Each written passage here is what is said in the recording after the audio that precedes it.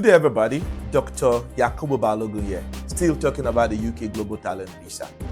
Today, I'm going to be discussing about a specific question. UK Global Talent Visa, is it for me? So that's what I'm discussing. So I'm going to use my own situation as a typical example and the different persons I've supported. And I'm proud to say that in my mentorship program, I've got over 92% success rate.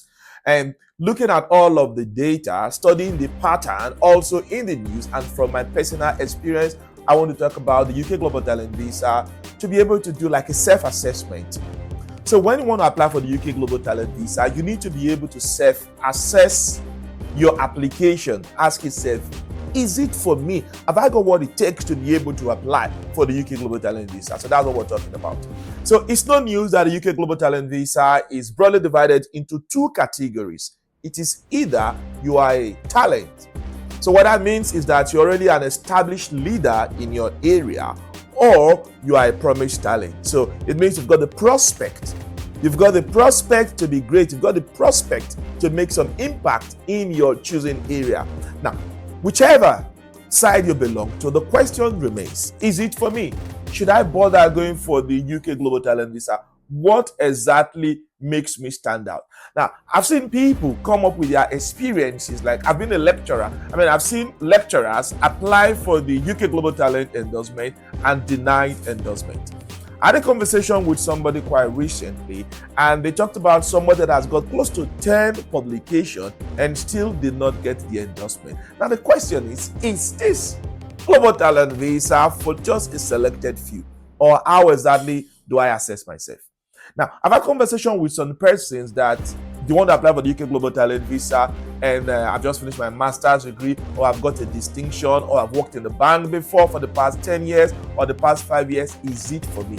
The underlying question in everything in this video is going to be about, is the UK Global Talent for me? Now, let's do a self-assessment for the UK Global Talent Visa. Whether you're applying for academia and research, whether you're applying for arts and culture, or you're applying for digital technology, you need to think about what exactly have you done over and above what a typical employee in that your field would do. That's exactly what stands you out for the UK Global Talent Visa. Now, let's speak it from academia and research. You work in the university as a university lecturer. Whatever university, you've been a lecturer for the past 5 years, 6 years, or even 2 or 3 years. Now, what do? You go to teach students, you deliver lectures.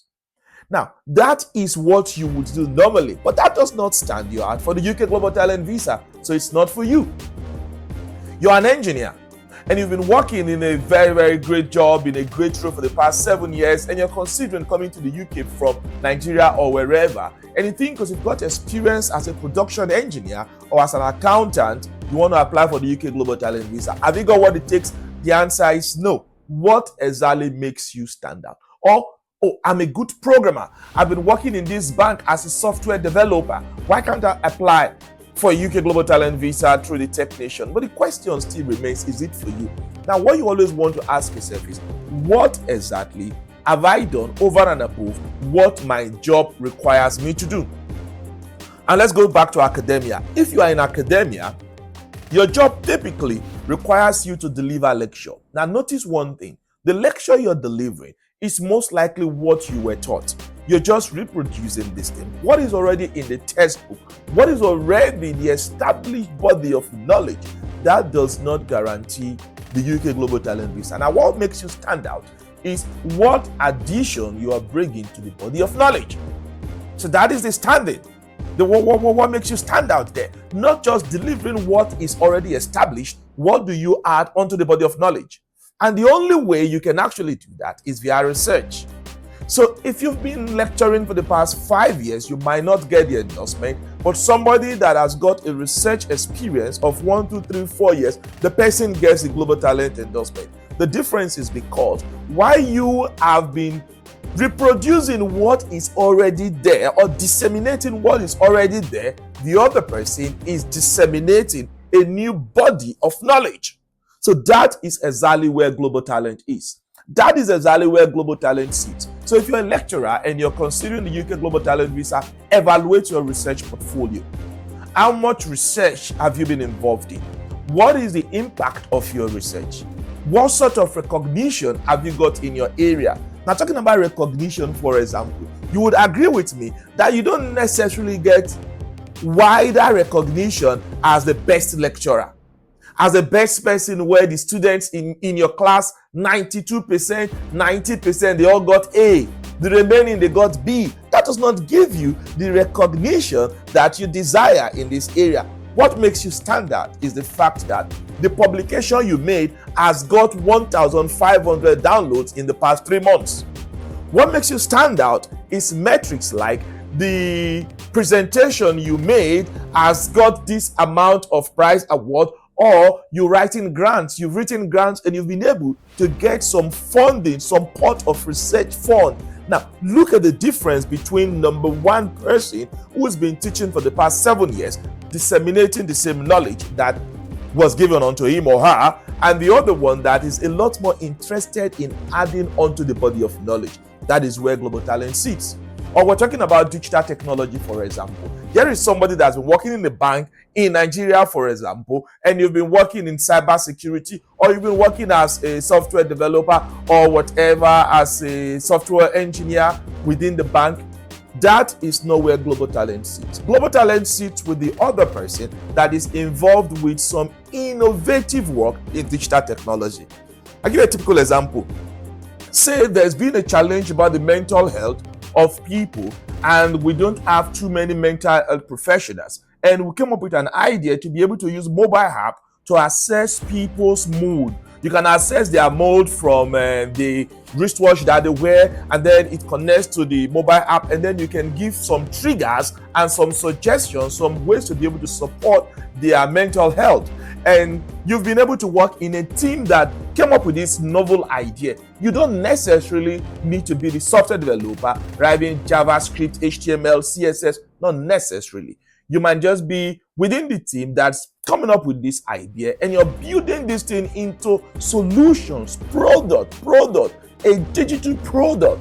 That is why it has to be a product-led digital innovation. That is where Global Talent sits. So, in a way of wrapping up this conversation, UK Global Talent Visa, easy for me. Ask yourself, have you been involved in adding to the body of knowledge where you sit? If you are in academia, have you been involved in this thing in terms of research, in terms of publication, in terms of grants, in terms of applying for funding, prize for your work, recognition for your work, and not just lecturing? In terms of arts and culture, it's not just being into fashion, designing, and all that.